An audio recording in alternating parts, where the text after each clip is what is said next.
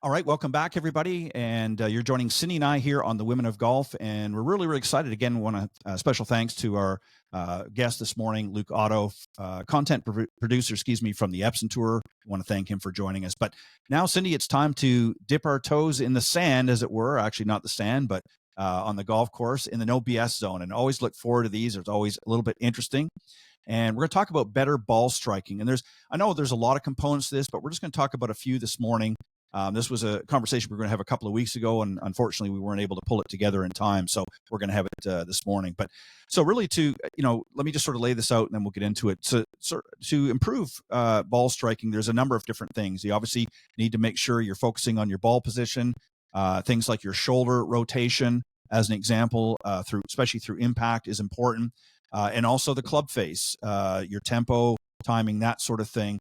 So there's a lot of different components. We're going to go through a couple of these, and I want to get your thoughts on this, Cindy, because I know this is something important for you. Is you always talk about becoming a better ball striker, and especially when it comes to the club face. A lot of people have difficulty squaring that club face, and they're hitting it all over the golf course. So I know that's something that you particularly like to work on. But let's talk about the ball position, because this is, I think, is in your stance, I think, is crucial, because it really can affect the angle of attack on the ball. A lot of players get into a situation where they move the ball way too far back in their stance, and they're almost chopping down on the golf ball. So ball position, do you have a position that you like to place it? Some like to place maybe just a couple of inches, a couple of balls inside the left heel, and then just move their feet accordingly, depending on the club they're playing. Or some like to move it further back in the middle of their stance, and some like to move it up. Do you have a consistent ball position when you play, as an example? And if so, why? Yes. When I tell people how to set up, I tell you to let your arm hang by your side and then bow over. And when you do that and your hands are on the club and the club face is square, the ball should be at the bottom of that triangle. Mm-hmm. And if you move it back, the face is open. If you move it too far forward, the face is shut. So when you do that and you have your hands on the club and you bow over, that's where the ball should be, because the face is square. And the face is square when the two lines on the front of the face are straight. Mm-hmm. So you don't have to think about it. When I was little, I would have people say, oh, no. Your 9 iron is way back here, then your 8, then your 7, then your 6, then your 5. And Right. It was way too left brain. And I got so confused because I thought, oh, my God, I'm off by half an inch, and now I'm not going to hit it good. And it made me nuts, because then I thought, oh, I can't swing because the ball's too far back or too far forward or whatever. And then I was like, you're thinking too much. So put your hands on the club, bow over, the ball should be there if the face is straight, which is going to be way more forward than you think it should be. So you really can't play it too far forward. You can play it too far back. And if it's too far back, you're going to dig to China and hit it fat, and it's not going to be good.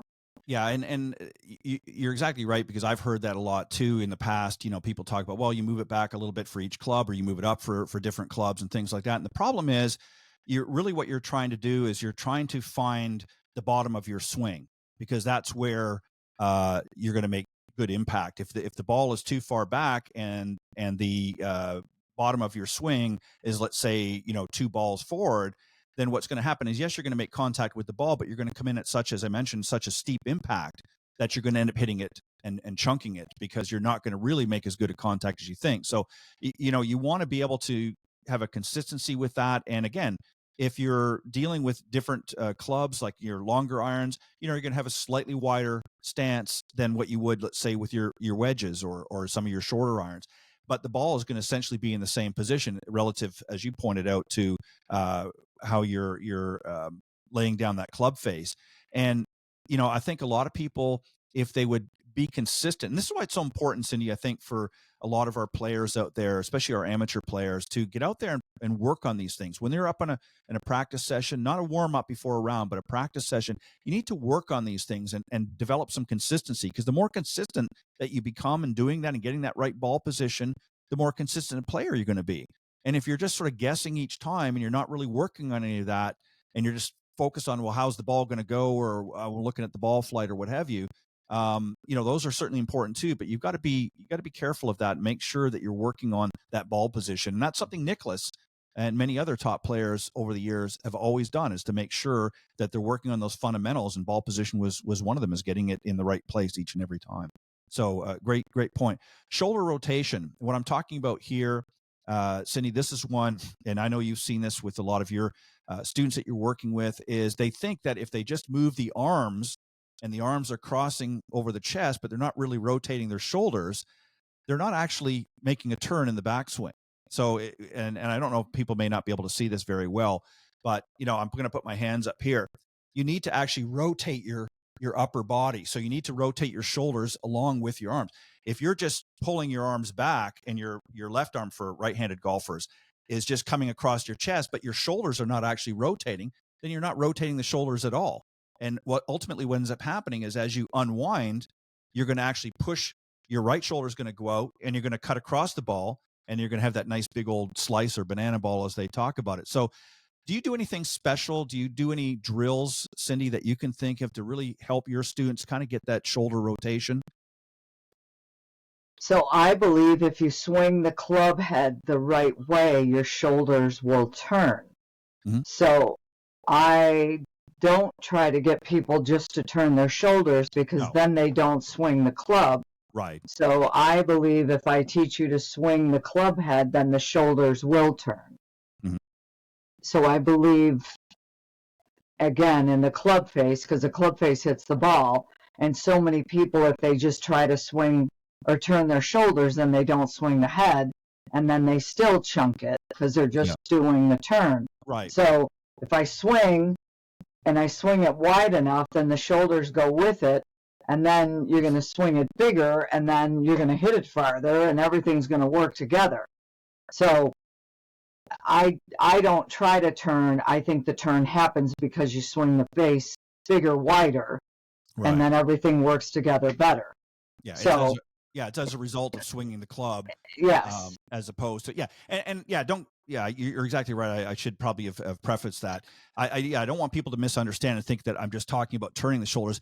My point really, I guess, was really just to say that if the shoulders are not rotating, then you're not going to really complete the backswing, and you're going to just end up moving your arms only, and your body's not following. And a lot of people do that because they've been told that I've got to stay centered over the ball, I've got to keep my head down, I've got to do that. So they're just turning, and they're actually lifting their arms up into place. They're not. Yeah, I don't want that. Yeah, they're chopping like jacks. Yeah, exactly. I need you to swing wider, and the arms are going to go. The arm's going to pull the shoulder to make it move, and that's what we want.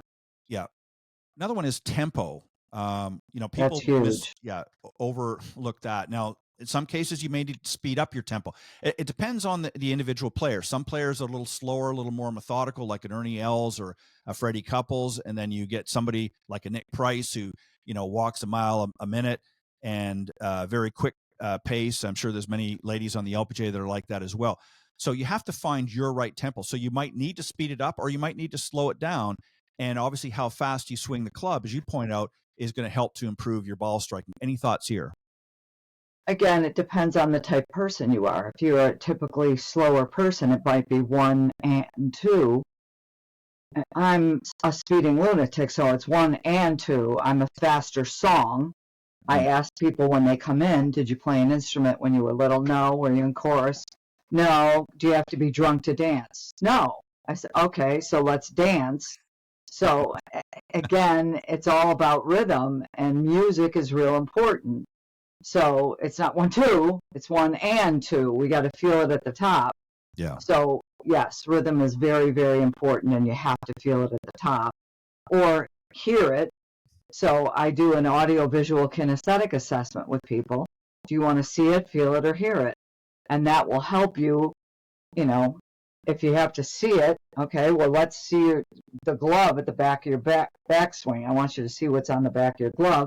Or it's an audio swing, hinge, kill, whatever. Yeah.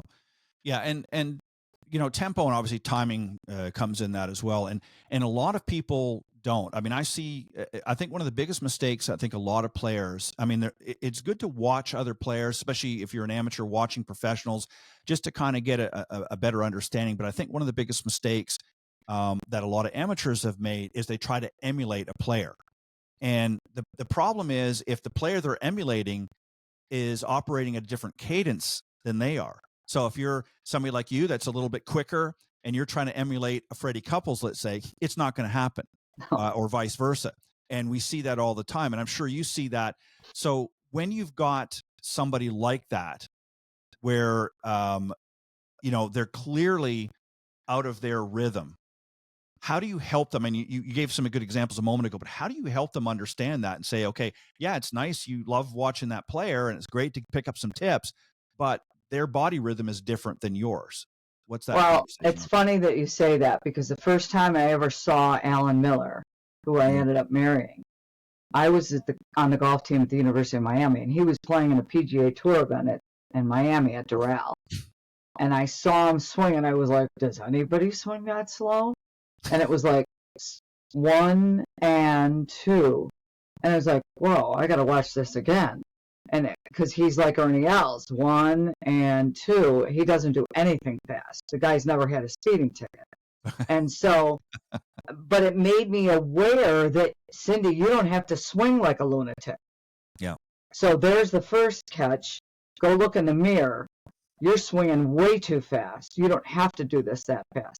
Now, maybe I should find someone, a little more like Lee Trevino, who's a little speedier, a lot speedier than Alan, doesn't have anything like that swing, but does it way faster.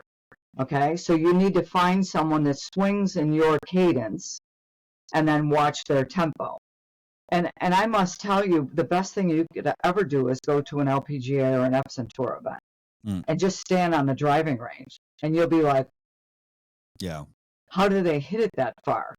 And these little peanuts that are 5'2" that hit it 270, Yeah. you're going to want to walk up and slap them, because they just kill it. And they're, 100 pounds and beat the snot out of it with no effort. Yeah, it's so true. I think one of the very first times ever I went to a PGA event and I watched these guys, and it was just amazing, just with very little effort, at least from a visual standpoint. And you're watching these people, and they're just and the reason I mention them so often is not so much Ernie, but Freddie. I remember back up in Canada, I used to go to the Canadian Open all the time.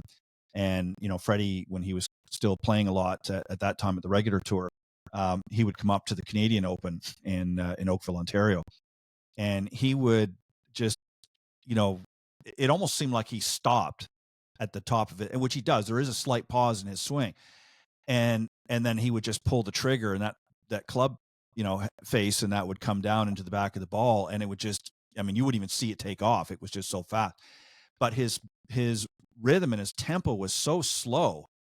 And I remember, and I know a lot of my friends tried to emulate Freddie. I couldn't do it. I just couldn't do it because I walk a little bit, quicker and whatnot than he does. I'm not real fast, but, pretty quick. And I tried doing it. And what I found for me is it would throw my timing off. Yeah. I mean, it looked cool. It was kind of neat. And I mean, the balls were going all over the place. And my friends and I, we tried to do that. And it was the same thing, I mean, it's silly, but, doing the Happy Gilmore, I mean, it's the same thing, trying Right. to do that. You just can't do it if you don't Right. have that. So, you have to find that. And that's a great point. Watch the events, watch somebody that kind of has a rhythm like you. But I think to find your timing is pay attention when you go for a walk. Do you walk pretty quick? Do you have a pretty quick pace, or are you kind of just going through the motions, and that kind of gives you an idea of your body rhythm. And if that's the case, it's okay to watch a player that is a little bit slow and methodical like that, and you can pick up some tips. You don't have to emulate the swing exactly, but that gives you an idea. But I also think too, if you're swinging the club, swing it at about 50%, and then gradually build that up just a little bit until you get to the point where you're about to feel like you're about to fall out of your shoes, and then back it up a little bit. And that's pretty much where you need to be. That's how I've always found it to be successful. And I think if you're somebody that can keep going and keep going and keep going, and you're not getting out of balance, then I think you usually typically have a little bit faster cadence. If you're somebody that's very slow and you kind of build that up too quickly or too fast, then you're going to find you're wobbling and you're all over the place. So that to me is another way of sort of asking, but go for a walk. Just go for a walk and just pay attention to how you walk. Are you quick pace? Are you slow pace? And that usually gives you an idea of what your cadence is. So great point. Last one is your favorite, of course, club face. You touched on a little bit earlier. What do we need to do about the club face? This is something that a lot of people do not understand. Give us the skinny on that. So the face has to be square, and the face is square when the two lines on an iron are pointed straight ahead. I never knew that. I thought the face had to sit down, and I don't have an iron sitting here. I wish I did, but the two lines where the grooves end, there's two vertical lines, and they have to sit straight. I thought that the face had to sit down, and if it does, then the face is shut.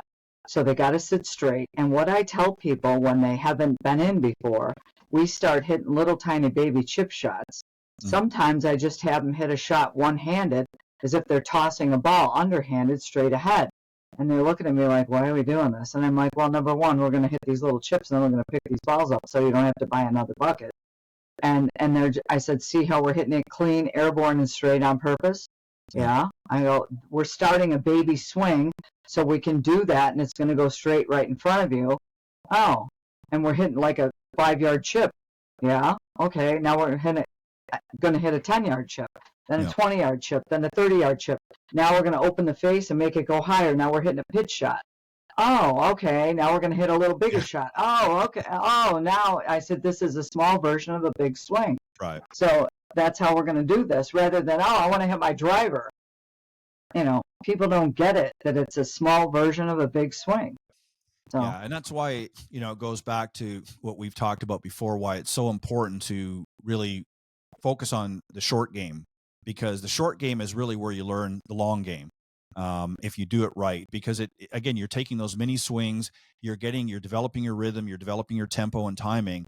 And then as you get into the full swing, it's a matter of just you're rotating back a little bit further. You're taking that club face back a little bit further each time, depending on your club. And eventually you get up to the driver. Everybody seems to always want to learn the game in reverse. They want to hit that big stick first, and then they don't end up having anything to when it comes to the short game. And if you look at what's interesting, our guest earlier, Luke, mentioned something about some of the players, how he said one of the things that he noticed was not so much their great shots, but it's how their not so great shots ended up and how they handled that. And that's really what you have to decide. Do you want to be a great ball striker or do you want to be a great player? And there's a difference. There's many, we've given examples on the show before. There's a lot of great ball strikers out there on the PGA and even the LPGA tour, but they're not real great players. And what I mean by that is they're not winning tournaments very much. They're hitting some great scores. They're probably beating most amateurs, but they're not scoring in the top 10 very often because they don't know how to put it all together. They know how to hit a great ball, but they don't know how to get it all together. So I think, we need to really teach people to become better players. And, great work on your ball striking, get it straight, clean and airborne. But at the same time, you have to learn to become a better player if you want to score better. And the only way to do that is to work on the shorter part of your game as well, a lot more than you do on the tee shots, because you can put it in the middle of the fairway, but if you can't do anything beyond that, then you're not going to be accurate. But so really it goes back to just a few points. Ball position is a point, rotation, and again, swinging the club back properly, your tempo and timing, and obviously your club face. And I know there's a few other things that we could get into, but those are really the key things that you need to focus on if you want to be a better ball striker. And the only way to do that, Cindy, of course, is to get your butt out to the driving range with your pro, work on those things. And if you're struggling in an area like that and you're finding it, then that's a conversation you need to have and say, let's put a game plan together, put something together for me, because I want to be able to hit the ball clean, straight, and airborne. And I think that that's what people need to do and focus on that. And how you get about doing that is working with your pro. So I think that's about it. Now, Cindy, a couple of things I want to get you to talk about real quick before we wrap up. I know you got to go. Very quickly, you mentioned not too long ago you were inducted into the University of Miami's Hall of Fame, Sports Hall of Fame, and I heard you say earlier that you're going to be now in the LPGA Hall of Fame. Tell us about that. We are leaving this in a little bit to go to Florida, but it's going to be at the Hard Rock Hotel this weekend. The LPGA Professionals Hall of Fame, and Marvel Bernard and I are being inducted in the LPGA Professionals Hall of Fame, which is really pretty cool this weekend. Congratulations. So it's a big weekend. And I have to can I give a shameless plug for my book? That was going to be my next point. Yes. It came out. Yeah. Take another shot at business, golf, or life. And it's on Amazon, so go buy it. Fantastic. It's awesome. Yeah, there's 18 chapters, 18 stories on what I needed to do to become successful. That you have. Well, congratulations. And Thank you. We'll talk a little bit more about the Hall of Fame the next time you're back on, after you've been there, and you can tell us all about that. And we'll keep plugging that book. But thank you very much, as always. And thank again to our special guest, Luke Otto, for joining us this morning. And we want to thank you for tuning in each and every week. And we'll see you next time here on the Women of Golf. God bless everybody and have a great week.